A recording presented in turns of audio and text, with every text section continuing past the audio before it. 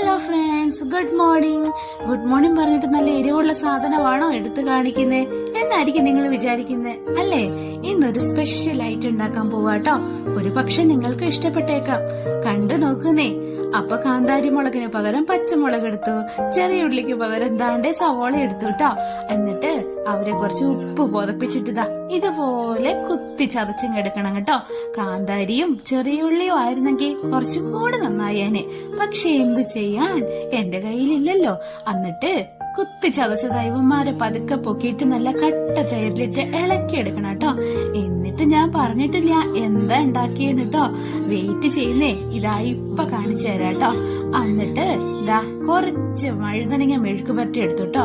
അങ്ങനെ വഴുതനങ്ങ മെഴുക്ക് പുരട്ടിയും നമ്മുടെ കട്ട തൈര് റെഡി ആയിട്ട് ഇരിക്കുക കേട്ടോ. എന്തിനാണെന്നറിയോ? ഇതാണ്ടേ നമ്മുടെ ചൂട് ചെറുപയറ് കഞ്ഞീന്റെ കൂടെ കൂട്ടി കുടിക്കാൻ വേണ്ടിയിട്ട്. അപ്പൊ ഇന്നത്തെ ബ്രേക്ക്ഫാസ്റ്റ് ഇവിടെ ഇതാട്ടോ. നല്ല ചൂടുള്ള ചെറുപയറ് കഞ്ഞി എനിക്ക് ഭയങ്കര ഇഷ്ടമാട്ടോ. മക്കൾക്കും ഭയങ്കര ഇഷ്ടമാണ്. ഇതിങ്ങനെ കോരി കുടിക്കുമ്പോഴല്ലോ നമ്മുടെ പഴയകാല ഓർമ്മ വരും അല്ലേ? നമ്മുടെ അംഗനവാടി പഠിച്ച കാലവും സ്കൂളിൽ പഠിച്ച കാലവും. അന്ന് മഴയുള്ള സമയത്തെ ഇങ്ങനെ ചൂടുള്ള കഞ്ഞി ഇങ്ങനെ ഊതി ഊതി കുടിക്കുമ്പോ കിട്ടുന്ന ഒരു സുഖം ഉണ്ടല്ലോ, അതൊന്നും ഇപ്പൊ പറഞ്ഞാൽ മക്കൾക്ക് മനസ്സിലാവില്ല. ആ ഓർമ്മകളൊക്കെ അയവ് ഇറക്കിക്കൊണ്ട് ഇതാ കഞ്ഞി കുടിച്ചാലോ നമുക്ക്. എന്നിട്ട് ചെറുപയറ് കഞ്ഞിയിലോട്ട് ഇച്ചിരി കട്ടത്തൈര് എടുത്ത് ദാണ്ടേ മെഴുക്ക് പുരട്ടി എടുത്ത് വെച്ചതാ ഇതുപോലെ കോരിയിട്ട് ചൂട് ഊതി ഊതി കുടിക്കണം. ആഹാ, എന്ത് രസമാണെന്നറിയോ. കൊച്ചുണ്ണിക്കും കുഞ്ഞുണ്ണിക്കും എന്തായാലും ഇത് ഭയങ്കര ഇഷ്ടപ്പെട്ടു കേട്ടോ. കുറച്ച് അച്ചാറും ഇച്ചിരി പപ്പടം ചുട്ടതും ഉണ്ടെങ്കിൽ കെങ്കേമായിരുന്നേനെ. പക്ഷെ എന്ത് ചെയ്യാൻ, അച്ചാറ് ഞങ്ങൾക്ക് അത്ര വലിയ ഇഷ്ടമല്ല കേട്ടോ.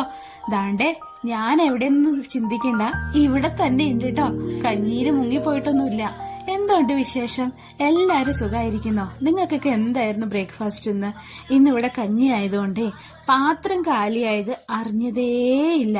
അപ്പൊ പാത്രമൊക്കെ കാലിയായി. ഇനി മക്കളെ സ്കൂളിൽ വിട്ടാലോ? പിള്ളേരൊക്കെ സ്കൂളിൽ പോയി തുടങ്ങി. അപ്പൊ കുഞ്ഞുണ്ണിയും കൊച്ചുണ്ണിയും ദാണ്ടേ ഇറങ്ങിയിട്ടുണ്ട് കേട്ടോ.